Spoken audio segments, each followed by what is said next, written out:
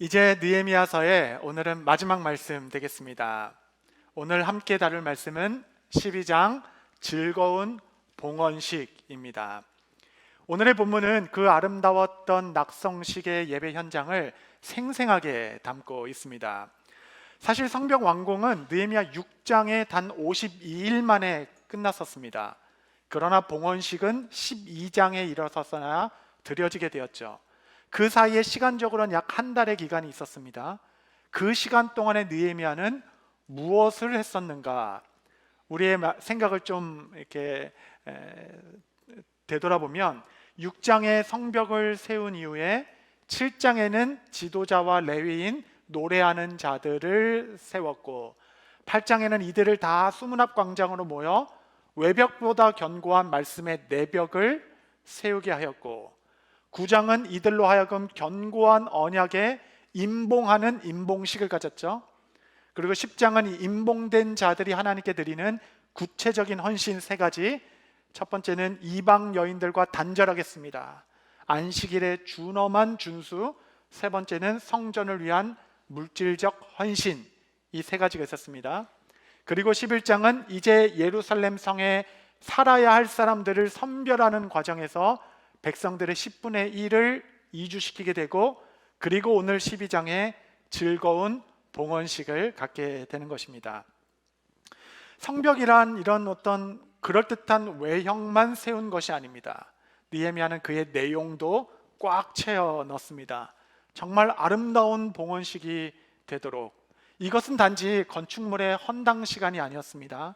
하나님의 뜻이 온전히 이루어졌을 때 올려드리는 환희와 찬송이었습니다. 우리의 인생은 이렇게 크고 작은 봉헌식의 연속으로 되어 있습니다. 어떤 사명은 몇 주 만에 끝나기도 하지만 어떤 일은 몇 년이 걸리기도 하고 혹은 몇십 년이 걸리기도 하겠습니다. 이렇게 내 삶에 주어진 사명을 하나씩 하나씩 완수하며 삶의 매듭을 지어가다 보면 마침내 인생의 마지막 자리에서 우리는 우리의 삶 전체를 하나님께 아름답게 올려드리는 최종적 헌당식이 있게 될 것이고, 그날에는 하늘에 큰 잔치가 있게 될 것입니다. 하나님께서는 이 봉헌식을 아주 크게 기뻐하셨습니다. 이 헌당의 예배에 하나님은 기쁨을 쏟아부어 주셨습니다. 느헤미야 12장 43절 보면 이날에 무리가 큰 제사를 드리고 심히 즐거워하였으니 이는 하나님이 크게 즐거워하게 하셨습니다. 하나님이 그들을 즐거워하도록 해주셨습니다. 최고의 즐거움. 여러분, 사람을 가장 행복해 하는 기쁨은 이 봉헌의 기쁨입니다. 사명을 완수하였을 때 하나님께서 주시는 그 즐거움, 이 기쁨은 세상의 그 어떠한 것과 차원이 다른 것입니다. 이 기쁨은 평생 잊지 못한 기쁨이 됩니다. 제가 받은 성령 충만함의 불은 무슨 은사 충만이나 능력 충만이 아니었어요. 저는 기쁨의 충만을 성령 충만으로 받았습니다. 여러분이 기쁨이 은사이고 이 즐거움이 능력이 되는 겁니다. 뭐든지 여러분 자기가 좋아서 하면 막을 수가 없는 겁니다. 밤 12시까지도 기뻐서 일하게 됩니다. 시키는 사람이 없어도 하게 됩니다. 여러분, 돈 받고 하는 일은 지루해서 못합니다. 기뻐서 하는 일은 말릴 사람이 없게 되는 겁니다. 하나님이 그날에 그들을 즐거워하게 하셨느니라. 여러분이 즐거움이 교회의 동력이 됩니다. 여러분, 교회는 원래 일주일에 3-4번 오는 겁니다. 여러분, 그게 정상입니다. 그냥 오는 겁니다. 기도하러도 오고 1대1 하러도 오고 만남을 가지려고도 오게 되는 겁니다. 너무 즐거워서. 여러분, 참된 기쁨은 예배 안에 있습니다. 선교 안에 있습니다. 여러분, 이 기쁨이 마음의 양약이 됩니다. 여러분, 몸이 아프면 병원 찾아가시겠죠? 그러나 마음의 병이 들고 영혼이 아프게 되면 여러분, 도대체 우리는 어디로 가서 이 마음의 무거운 짐을 내려놓는다 하겠습니까? 주께서 주시는 이 기쁨은 최고의 백신, 최고의 치료제가 됩니다. 느헤미야 12장 43절 하반절 한번 다 같이 읽겠습니다. 시작. 부녀와 어린아이도 즐거워하였으므로 예루살렘이 즐거워하는 소리가 멀리 들렸느니라. 그날의 예배는 큰 함성이 되어 예루살렘 성벽까지 넘어 온 땅에 두루 퍼지게 되었습니다. 저는 여러분의 삶에도 이와 같이 크고 작은 봉헌의 기쁨이 계속해서 이어지게 되기를 축복합니다. 여러분, 우리 모두는 사명을 받은 자들이죠. 여러분은 지금 어떤 일에 집중하고 계십니까? 지난 17번의 느헤미야 말씀들이 여러분의 삶의 교과서가 되고 지침서가 되어 이처럼 아름다운 승리의 함성, 즐거운 봉헌식이 여러분의 삶의 마디마디마다 있게 되기를 바랍니다. 아멘. 오늘 본문 12장 전반부는 봉헌식을 위한 마지막 준비 과정을 다루고 있습니다. 이제 모든 준비가 마친 것 같지만 단 하나의 예비가 준비가 남아 있습니다. 이를 위하여 느헤미야는 1절부터 26절에 이르기까지 제사장들과 레위인들의 이름의 족보를 다시 기록하기 시작합니다.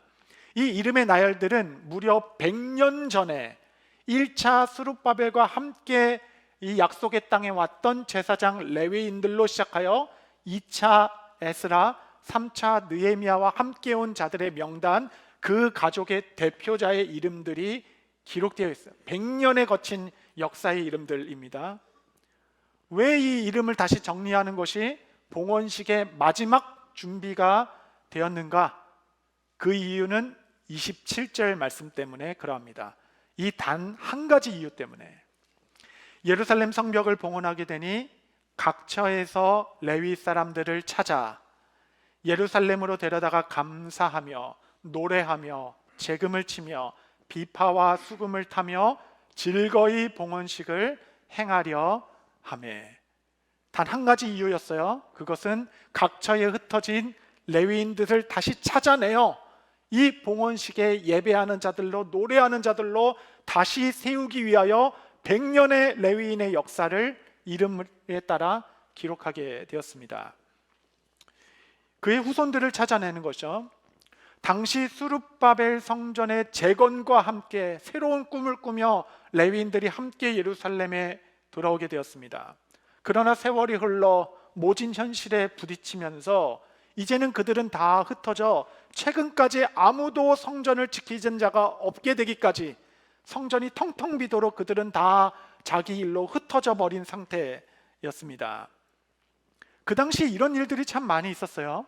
느헤미야 13장 10절 11절을 보면 또 내가 또 알아본즉 레위 사람들이 받을 몫을 주지 아니하였으므로 그 직무를 행하는 레위 사람들과 노래하는 자들이 각각 자기 밭으로 도망하였기로 내가 모든 민장들을 꾸짖어 이르기를 하나님의 전이 어찌하여 버림받았느냐 하고 곧 레위 사람들을 불러 모아 다시 제자리에 세웠더니 레위 사람들은 먹고 살 수가 없어서 자기 몫이 없으므로 다 밭으로 흩어지고 양치기가 되었습니다.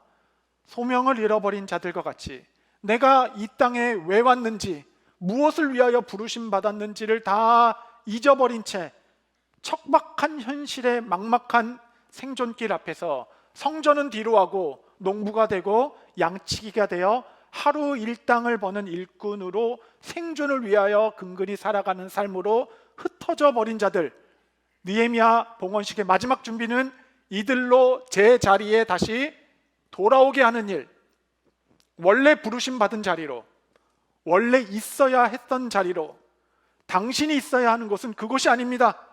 이 봉헌식을 시작으로 하여서 원래 부르심 받은 일을 다시 하기 시작하십시오. 그것은 하나님을 찬양하는 일이었습니다. 이 소명의 자리로, 거룩한 부르심으로 돌아오십시오.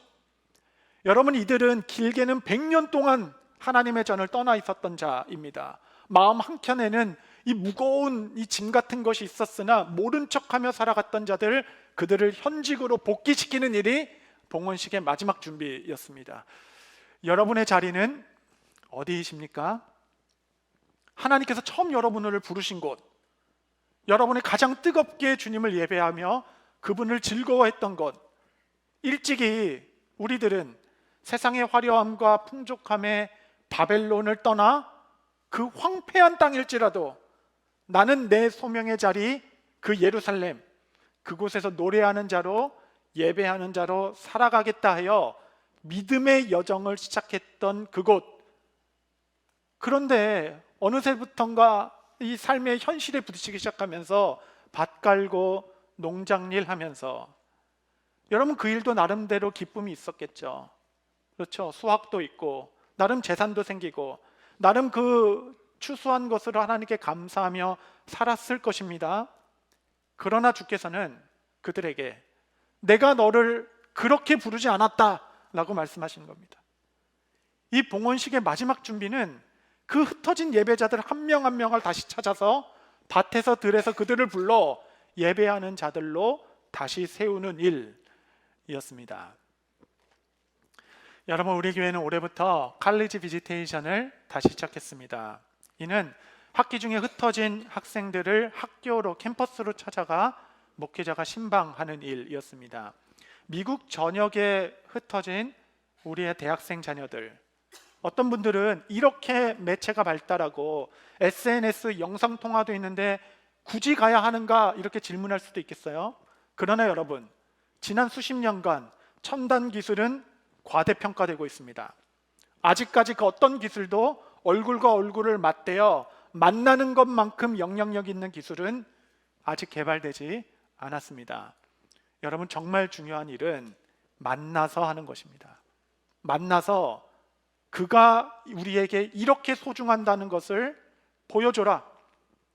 교회가 너를 이렇게 생각하고 있다라는 것을, 아니 그보다 더 근본적으로 하나님이 나 한 사람을 위하여 우리의 마음에 방문하시려, 신방하시려 이 땅에 오셨고 그의 생명으로 값을 치렀다는 것을 보여주시라. 너 한 사람은 우리에게 이렇게 소중하다. 한 사람이 모든 것보다 귀하다는 예수님의 마음을 보여주는 것. 여러분, 이게 교회이고 이게 바로 목회 철학입니다. 방문에서는 특별한 것 없이 그냥 치폴레 하나 사주고 지역 크리스찬 대학생들과 한번 연결해주고 기도해주고 오는 겁니다. 거룩한 낭비이죠. 어떤 사람들은 밥 한 끼 사주려 거기까지 가냐라고 말할지 모르겠지만, 여러분, 이 한 번의 방문이 100번의 설교보다 훨씬 더 강력한 울림이 되어서 정말 나를 찾아 여기까지 찾아오신 분, 그 한 번의 사랑이 강렬하다. 가장 세속의 공격이 심한 이 대학교 현장에서 나를 기다려주는 사람이 있고 여기까지 나를 찾아와 주시는 분이 있고, 여러분 그것을 아는 것이 힘입니다. 이 한 번의 방문 때문에 누군가는 혹시 죽을 사람이 죽지 않을 수도 있는 것 아니겠어요? 여러분, 하나님의 나라는 이처럼 본질적으로 잃어버린 것을 되찾는 기쁨이라 하셨습니다. 예수님께서 하나님의 나라를 비유로 설명하실 때 잃어버린 동전을 비유하셨죠. 한 사람이 동전 하나를 잊어버렸는데 그 동전을 찾은 기쁨에 친구들과 마을 사람들을 다 불러 큰 잔치를 벌이게 됩니다. 그 동전은 한 데마크나였어요. 그것은 노동자 하루의 품삯이었습니다. 여러분, 이 이야기를 잘 묵상해 보면 그 동전의 찾은 값보다 잔치를 배설한 값이 더 들었을 겁니다. 그렇죠. 그래서 사실은 이 동전의 가치 때문에 잔치를 벌인 것이 아니에요. 잃어버린 것을, 내 것을 찾았다는 기쁨에 잔치를 배설하는 겁니다. 훨씬 더 많은 것을 들여서도. 여러분, 이것이 하나님 나라, 잃어버린 것을 되찾는 기쁨으로 우리가 대가 지불을 하며 기쁘게 잔치를 벌이는 것이 하나님의 나라. 이 기쁨 때문에 하나님은, 교회는, 성도는 많은 대가 지불을 한다 하더라도 한 사람 한 사람을 찾아내는 겁니다. 마땅히 하나님의 전에 있어야 할 자들, 마땅히 주님을 노래해야 할 자들을 세우는 것이죠. 예배 자리를 떠났던 레위인들 한 사람 한 사람이 창고 어디에 있는지도 모르게 묵혀놨던 비파와 수금을 다시 들고 100년 만에 성전으로 돌아오기 시작할 때 그 예배에 하나님의 기쁨이 쏟아지게 된 것입니다. 저도 4년 만에 우리 교회에 복귀하였는데 제가 보면서, 아니 당연히 있어야 할 분이 왜 자리에 없는가? 신앙의 전사였던 분들, 함께 저와 부서를 뛰어다니며 정말 발이 부르트도록 열심히 즐거이 섬겼던 일꾼들은 다 지금 어디에 있는가? 하나님께서 여러분들을 다시 소명의 자리로 부르십니다. 너는 부르심의 자리에 담대히 서라. 아무리 좋은 벽돌로 세운 견고한 성벽이라도 하나님의 관심은 하드웨어에 있지 않으십니다. 한 사람 한 사람을 찾아 예배자의 자리로 다시 회복시키는 일. 여러분, 이제는 기다릴 때가 아니라 찾아야 할 때입니다. 그것이 하나님이 기뻐하신 예배이기 때문에 그렇겠죠. 제가 좀 더 좋은 목자가 되어 성도들을 찾아 나아가야 여러분도 좀 그렇게 하시겠다 생각이 들더라고요. 저는 우리 모두에게 이러한 목자의 마음이 있게 되기를 바랍니다. 이제 봉헌식이 시작됩니다. 제가 봉헌식 사진 그림 몇 개 준비했다가 다 뺐어요. 제가 이 말씀을 읽을 때 여러분 머릿속에 그 영광스러운 예배를 한번 그리면서 말씀을 보시면 좋겠습니다. 느헤미야 12장 31절. 이에 내가 유다의 방백들을 성벽 위에 오르게 하고 또 감사 찬송하는 자의 큰 무리를 둘로 나누어 성벽 위로 대오를 지어 가게 하였는데 한 무리는 오른쪽으로 분문을 향하여 가게 하니. 큰 무리를 둘로 나눴습니다. 이 모든 무리를 성벽 위에 오르게 했어요. 대오를 지어 앞에는 레위인들이 찬송하기 시작하고 그 무리들이 따르기 시작했습니다. 한쪽 무리는 에스라가 인도하였습니다. 다른 쪽 무리는 느헤미야가 인도하였어요.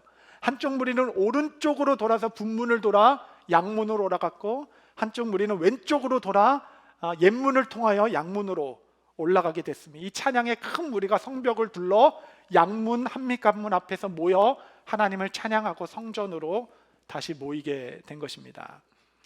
여러분, 우리가 이 일을 시작할 때 그 산발락과 도비아는 너희가 성벽을 지어봤자 여우 한 마리만 올라가도 무너질 것이다 라고 조롱했었죠.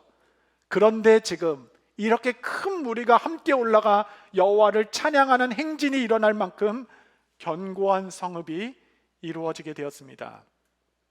과거 불탄 돌 흙무더기가 전부였던 황폐하고 버려진 예루살렘에 이제는 골목마다 백성들이 가득하고 성전에는 날마다 예배드릴 자들로 그의 활동으로 가득 차 있으며 그들의 찬양 소리는 예루살렘 성벽을 넘어 온 땅 지면에 퍼져나가고 있습니다.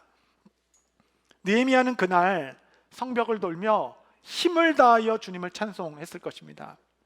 그 무너졌던 도시, 흩어진 사명, 흩어진 백성들이 이제는 하나님의 은혜 안에서 다시 세워지고 다시 모이며 다시 예배하는 모습을 보며 그는 기쁨과 감사의 찬송을 하나님께 올려드렸을 것입니다. 여러분, 우리 모두는 느헤미야 이 시작을 잘 알고 있죠. 그의 시작은 애통함의 눈물이었습니다. 그가 예루살렘 소식을 듣고 가슴을 치며 어찌 하나님의 전이 이같이 능욕을 당하고 회파되었는가? 하나님께서는 그의 눈물을 담아 오늘의 찬송이 되게 해주셨습니다. 그는 성벽을 돌며 찬양할 때 그 지나간 시간들이 하나하나 장면이 스쳐 지나갔을 것이에요. 소명 하나 붙들고 뛰어드는 이 일에 오늘에 이르기까지 그가 겪어야 했던 수많은 갈등과 긴장, 눈물과 고뇌, 원수들의 조롱과 협박 속에서 때론 단호하게, 때론 간절하게 한 손에는 쟁기를 들었고 한 손에는 병기를 들었습니다. 낮에는 일했고 밤에는 파수꾼이 되어 뜬 눈으로 밤새를 지새웠어야 했습니다. 우리 저 오노 평지에서 평화회담을 하자 이런 원수의 회유에도 흔들리지 않았고 정말 죽는 거 아니야? 라는 죽음의 공포도 이겨냈습니다. 그가 처음 예루살렘에 방문했을 때 그거 산적히 쌓인 흙무더기 그 처참한 현실을 받아들였어야 했고 레위인과 제사장들은 다 자기 몫을 위해 흩어져 성전은 텅텅 비어 있는 상태였고 백성들은 궁핍함을 인하여서 자녀들까지 저당 잡히게 되었는데 그 자녀들을 돈을 조금 더 준다고 하여서 이방인들에게 자녀를 팔아버린 자들이 다름 아닌 유다 지도자임을 알게 되었을 때 어떻게 우리가 그럴 수 있겠는가?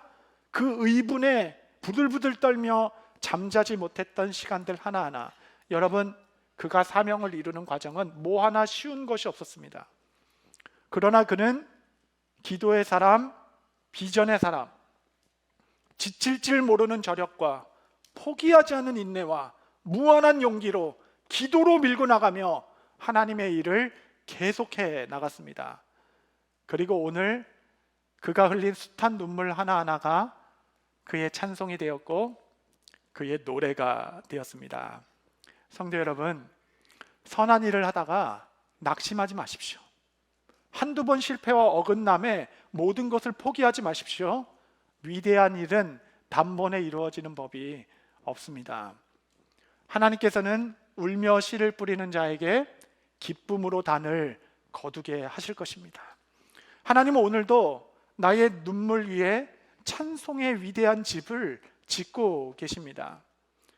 사명의 메인 인생, 여러분의 삶의 봉헌식은 이처럼 아름다울 것이에요. 여러분의 흘린 눈물 하나하나가 찬송이 되어 주님께 영광이 될 것입니다. 그러므로 오늘도 믿음으로 걸어가십시오. 그분 안에서 시작된 이 사명은 그분 안에서 영광스럽게 완성될 것이고, 그 인생의 봉헌식에 여러분은 주님을 기뻐 찬송하게 될 것입니다. 이제 느헤미야서 전체를 여러분과 함께 좀 마무리하고자 합니다. 12장의 봉헌식이 끝나고 느헤미야 마지막은 느헤미야 13장. 여러분, 이 13장은 예술 중에 예술입니다. 하나님은 이러한 열린 결말을 좋아하세요. 느헤미야 13장은 유다 백성들은 그리하여 행복하였더라, 이렇게 해피엔딩으로 끝맺음을 갖고 있지 않습니다. 느헤미야 13장은 도전입니다. 우리를 향한 부르심이에요. 12장까지 얘는 느헤미야의 사명 이야기였다면 13장은 우리의 이야기로 펼쳐지는 시작이 되는 겁니다. 이 봉헌식의 말씀은 13장 3절까지 이어지는데 이 3절과 4절 사이에는 12년의 간격이 존재합니다. 느헤미야가 언제 이 사명을 마치고 그의 본국 페르시아로 돌아갔는지는 모르겠지만, 여러분, 이 13장의 배경은 아닥사스다 왕 32년 때 이루어진 일이에요. 느헤미야가 처음 예루살렘에 왔을 때는 아닥사스다 왕 20년 때였습니다. 12년의 기간이 있는 것이죠. 그는 아닥사스다 왕 32년에 다시 예루살렘으로 돌아왔어야 했습니다. 왜냐하면 시간이 흐르면서 어느새 예루살렘은 또 반복되는 죄악으로 무너지고 있었기 때문에 그러한 것입니다. 그들이 어떻게 무너졌는가, 이 표현을 보십시오. 느헤미야 13장 4절 5절. 이전에 우리 하나님의 전에 방을 맡은 제사장 엘리야십이 도비야와 연락이 있었으므로 도비야를 위하여 한 큰 방을 만들었으니 그 방은 원래 소재물과 유황과 그릇과 또 레위 사람들과 노래하는 자들과 문지기들에게 11조로 주는 곡물과 새 포도주와 기름과 또 제사장들에게 주는 거제물을 두는 곳이라. 성전 한 중심에 하나님의 나라를 도말하려고 하는 도비야의 큰 방이 생겼다라고 얘기합니다. 여러분, 우리가 언약에 임봉하였 때 약속한 것이 있죠. 그 중에 하나는 물질의 헌신이었습니다. 우리 11조를 드리겠습니다. 첫 열매를 드리겠습니다. 각종 좋은 것으로 레위인과 제사장을 위해 드리겠습니다 했던 그 창고 방이 어느새 텅텅 비기 시작했어요. 그 헌신으로 채워져야 할 그 자리가 비기 시작하면 그 틈을 타 도비야가 와서 자리 잡고 자기의 방을 삼게 되는 겁니다. 이것이 이스라엘의 흔들림이 시작이 되었습니다. 여러분, 우리가 성전이죠. 도비야는 오늘도 우리 내면의 성전에 소리 없이 들어와 자신의 영역을 넓혀 나가고 있습니다. 여러분, 결국 우리의 헌신이 사라진 그 자리에는 세상이 왕노릇하게 될 것입니다. 그리하여 느헤미야는 2년 전에 그랬던 것처럼 다시 왕에게 나아가 내가 예루살렘으로 돌아가게 해주십시오, 허락을 구합니다. 이렇게 13장은 열리게 됩니다. 너무 멋진 결말이죠. 시대의 개혁은 느헤미야 때에 끝난 것이 아닙니다. 옛 선조의 승리가 고스란히 우리의 승리가 되는 것도 아닙니다. 우리는 또다시 우리 앞에 놓여진 도전을 받아들이고 새 마음으로 그 문을 열고 나아갈 것입니다. 저는 이 영광스러운 봉헌식으로 느헤미야가 끝나지 않음에 감사합니다. 이제 우리 차례가 도달했습니다. 이 부르심의 여정은 아직 끝나지 않은 것입니다. 주님께서 이 땅에 다시 오시는 그날까지 잃어버린 자들을 불러 세워 온전한 예배를 드리겠다는 그 열망 하나를 붙들고 내게 주어진 이 부르심의 경주를 끝마치는 것, 여러분이 느헤미야 열린 결말은 우리를 향한 부르심입니다. 이 헌신을 이제 너희가 이어받아 계속 정진해 나아가라. 저는 이 느헤미야 전체 강의 마지막을 느헤미야서의 마지막 구절과 함께 하고 싶습니다. 저는 그의 마지막 기도가 우리 평생의 기도가 되기를 바랍니다. 느헤미야 13장 31절에 보면 또 정한 기한에 나무와 처음 익은 것을 드리게 하였사오니, 우리 노란색 같이 읽겠습니다. 시작. 네, 하나님이여 나를 기억하사 복을 주옵소서. 한 번 더. 네, 하나님이여 나를 기억하사 복을 주옵소서. 어차피 한평생 구별되어 살아가는 우리, 운명이여 오라 나 기쁘게 맞이하리. 거침없이 복음을 위하여 헌신하는 귀한 종들, 거룩한 삶 되시기를 바랍니다.